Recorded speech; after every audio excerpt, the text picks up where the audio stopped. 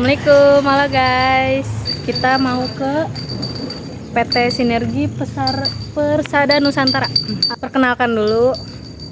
Perkenalkan, nama saya Azga Nur Aziza. Saya Regita Putri. Ayo ya guys, stay tune.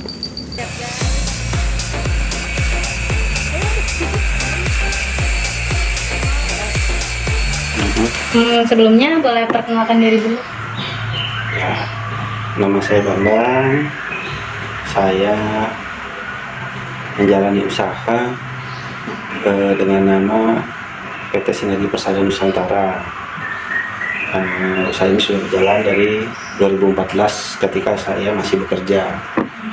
Saat ini perusahaan masih berjalan ya. Alhamdulillah masih berjalan, mengikuti perkembangannya gitu. Terus apa alasan yang membuat Bapak membuat perusahaan itu? Alasan utamanya pertama pengen mencari kesibukan di luar jam kerja awalnya. Karena hobi ya, kerja itu hobi jadinya. Gitu awalnya. Jadi pertama ya kita masih kerja, tujuannya ya mencari tambahan penghasilan. Awalnya tuh ya alhamdulillah akhirnya bisa berkembang sampai sekarang.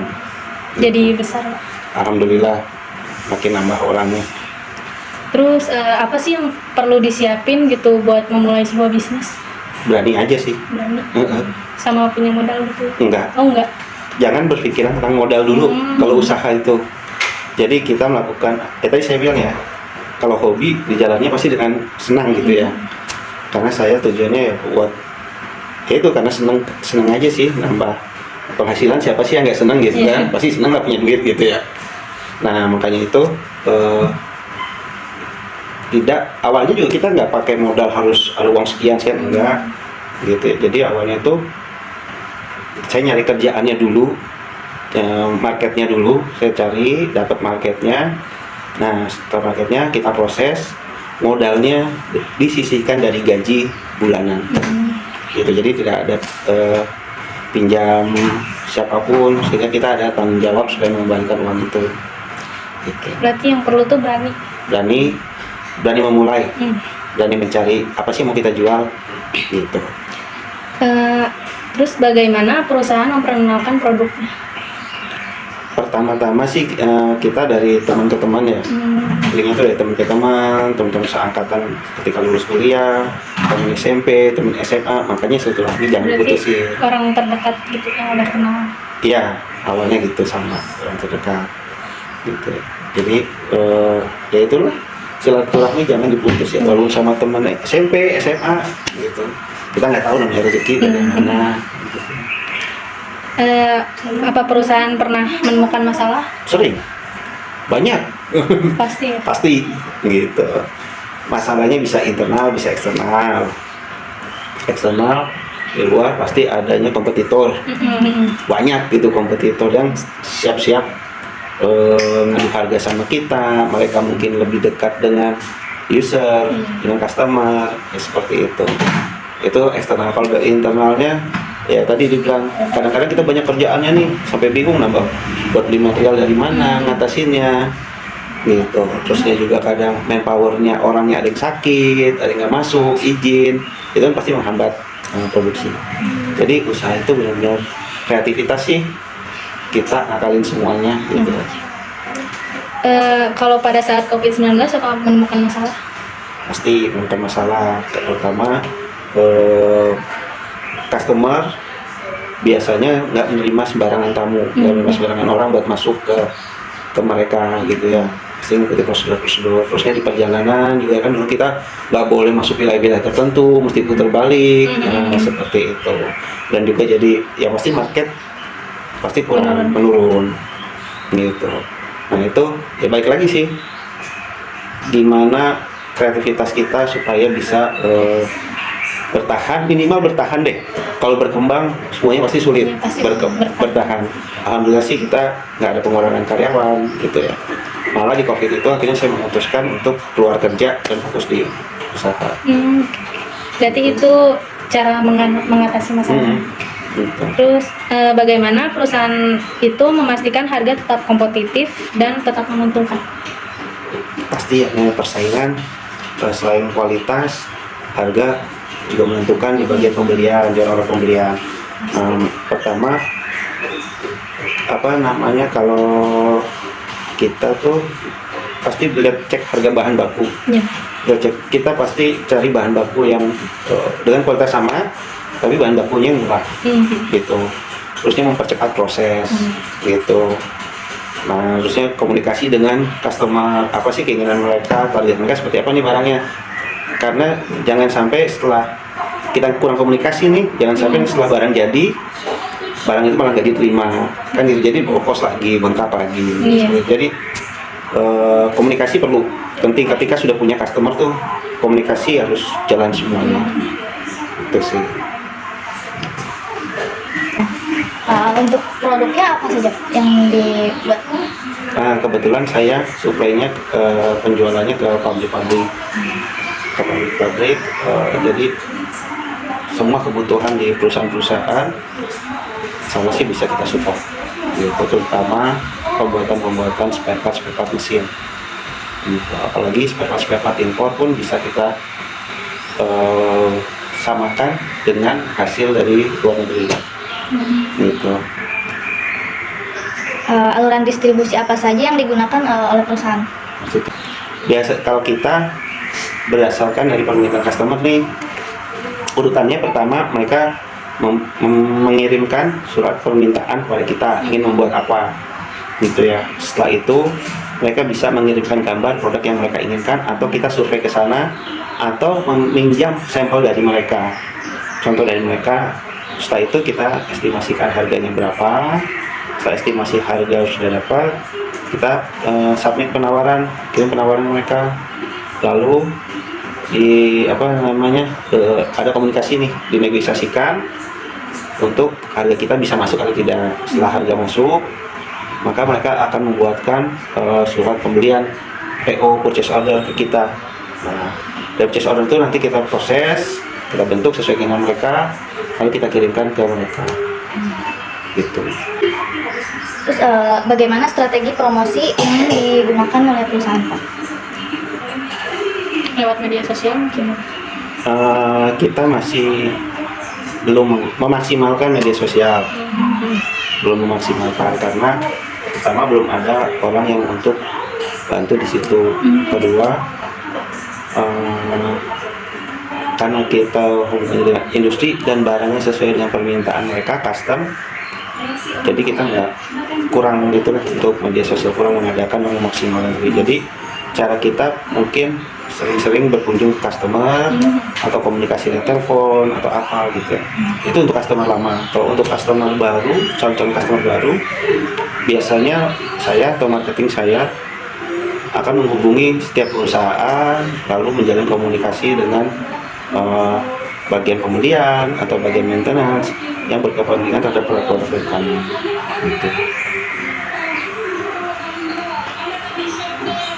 Untuk inisiatif atau inovasi baru apa yang akan diluncurkan atau untuk meningkatkan pangsa pasar, kayak inovasi rencana ke depannya? Ya, oke, untuk kedepannya inovasi itu tadi Mas, Untuk meningkatkan pangsa pasar. untuk meningkatkan pangsa pasar. Saya nangkep dua nih di sini kalimatnya. Pertama, menambah customer, atau tadi yang pertama menambah customer, yang kedua menambah pemasukan, omset. Nah, mana prioritasnya? Kalau kita nambah customer, strateginya kemungkinan kita harus menambah tim marketing untuk mempromosikan barang-barang kita ke mereka. Tapi kalau menambah omset, kapasitas kita saat ini memang sudah full ya, tempat space-nya udah kurang. Rencana kita akan mau pindah tempat, gedung lebih luas, dan juga menambah target market. Target marketnya yang selama ini mungkin hanya di kawasan-kawasan, kawasan akan masuk ke market-market di pertambangan, pengeboran pantai, minyak, gitu. Seperti itu sih, akan meningkatkan omset targetnya. Bagaimana caranya untuk mempertahankan loyalitas pelanggan, loyalitas bersama konsumen? Menjalin komunikasi dengan intens, dengan mereka. Jadi ya jangan sampai mereka di nomor dua kan lah, kan gitu. Siapa kan semuanya juga ada yang mau nih di nomor dua kan, semuanya malah jadi yang pertama gitu, kayak kecap lah, dari kecap nomor 2 semuanya nomor 1. Jadi kita jaga komunikasi terhadap mereka, jaga hubungan baik gitu, dan ya jangan sampai ada selisih paham lah dengan mereka gitu. Untuk jumlah karyawannya saat ini ada berapa, Pak? Saat ini yang fix di tempat kita sih ada 13 orang, 13 sampai 15 orang lah gitu. Saya lupa juga soalnya 15 orang, tapi kadang-kadang kalau dibutuhkan oleh customer untuk shutdown kemarin satu lebaran tuh itu bisa nyampe 50 orang, 75 orang gitu. Jadi gimana kebutuhan customer? Untuk jam operasional perusahaannya? Jam 8 sampai jam 5. jam 5 sore? Jam sore. Nah, ini mau dikirim ke Mitsubishi.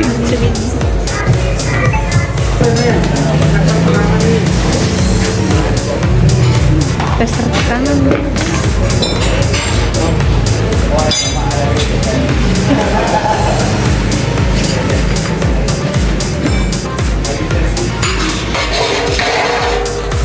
Halo guys, lagi bikin video bener aja dulu. PT Sinergi Persada Nusantara atau lebih dikenal dengan PT SPN merupakan perusahaan manufaktur yang bergerak di bidang jasa manufaktur, fabrikasi hingga mesinning yang berhubungan dengan dunia otomotif, memproduksi atau memperbaiki komponen-komponen otomotif atau mesin industri sesuai dengan permintaan konsumen. Contohnya seperti desain technical atau SolidWorks, assembly fixture, assembly equipment, pallet komponen, lifting tools, racking, conveyor, dies, dan mold. Untuk jam operasional kerjanya sendiri yaitu dimulai saat pukul 8 pagi hingga 5 sore. Untuk jumlah karyawannya saat ini ada 13 sampai 15 orang. Namun jika ada banyak pesanan, maka ada penambahan karyawan. Untuk perjalanan usahanya, PT Sinergi Persada Nusantara didirikan oleh seseorang yang bernama Bambang Prasetyo. PT Sinergi Persada Nusantara awalnya merupakan usaha manufaktur kecil yang didirikan sebagai usaha sampingan saat Pak Bambang masih bekerja di perusahaan lain. Perusahaan ini telah berdiri selama 10 tahun, tepatnya pada tahun 2014 sejak Pak Bambang masih bekerja. Untuk alasan awal didirikannya perusahaan ini menurut penuturan Pak Bambang adalah untuk mencari kesibukan di luar jam kerja dengan tujuan untuk menambah penghasilan. Ketika perusahaan baru berdiri, cara memperkenalkan produknya yaitu dengan cara mulai dari teman ke teman, mulai dari teman kuliah, SMA, SMP, atau bisa dibilang orang-orang yang Pak Bambang kenal. Yang pertama saya akan menjelaskan tentang masalah yang ditemui saat COVID-19. PT Sinergi Persada Nusantara menemui hambatan ketika COVID, yaitu pesanan produk yang menurun. Yang kedua, hambatan ketika mendistribusikan produk. Untuk mengatasi masalah-masalah ini, Pak Bambang selaku pendiri PT Sinergi Persada Nusantara mengatakan harus melakukan kreativitas atau berinovasi agar perusahaan ini tetap bertahan. Buah dari hasil kreativitas ini, perusahaan tidak melakukan pengurangan karyawan, dan saat itu juga Pak Bambang resign dari pekerjaannya yang dulu untuk lebih memfokuskan dirinya pada perusahaan. Yang kedua, manajerial perusahaan dan strategi.